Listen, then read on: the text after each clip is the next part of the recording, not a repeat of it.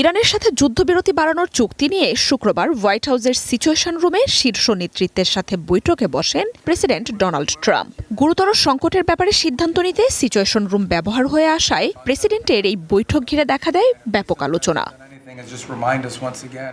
তবে কোনো চূড়ান্ত সিদ্ধান্ত ছাড়াই শেষ হয়েছে সেই বৈঠক। প্রেসিডেন্ট ট্রাম্পের দাবি, কখনোই পরমাণু অস্ত্র না তৈরির ব্যাপারে রাজি হতে হবে ইরানকে। সব ধরনের মাইন ধ্বংসের পাশাপাশি দুই দিক থেকেই নিঃশর্তভাবে খুলে দিতে হবে হরমুজ প্রণালী। বৃহস্পতিবার হোয়াইট হাউসের বরাত দিয়ে গণমাধ্যমগুলো জানায়, যুদ্ধবিরতির মেয়াদ ৬০ দিন বাড়াতে সমঝোতায় এসেছে তেহরান ওয়াশিংটন।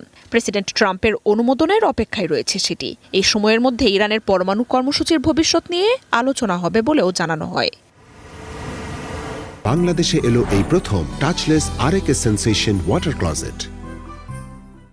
সামাজিক মাধ্যমের বার্তায় ট্রাম্পও জানান, হরমুজে আমেরিকার অবরোধ তুলে নিয়ে আটকে পড়া জাহাজগুলোকে গন্তব্যে ফেরার পথ করে দিতে প্রস্তুত তিনি। ইরানকে সমৃদ্ধ ইউরেনিয়াম ধ্বংসের জন্য ওয়াশিংটনের হাতে তা তুলে দিতে হবে বলেও দাবি করেন তিনি। তবে এমন কোনো চুক্তির কথা নাকচ করে দেয় তেহরান।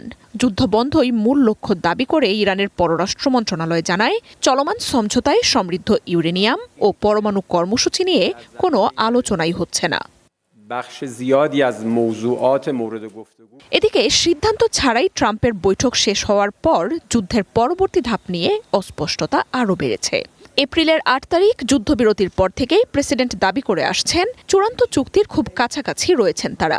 তবে এখন পর্যন্ত কার্যকর কোনো ঘোষণা আসেনি। দুই দেশই বোঝাপড়ার কাছাকাছি থাকলেও কয়েকটি বিষয় নিয়ে আলোচকরা ঘুরপাক খাচ্ছেন বলে জানান ভাইস প্রেসিডেন্ট জেডি ভ্যান্স। অচলাবস্থার মূল কারণ হয়ে উঠেছে ইরানের হাতে থাকা ৬০% সমৃদ্ধ ইউরেনিয়াম। আমেরিকা তার নিয়ন্ত্রণে নিতে চাইলেও নিজেদের দর কষাকষির সবচেয়ে বড় এই হাতিয়ার হাতছাড়া করতে রাজি নয় তেহরান। মার্জিয়া উপমা, ওয়ান ইন্টারন্যাশনাল।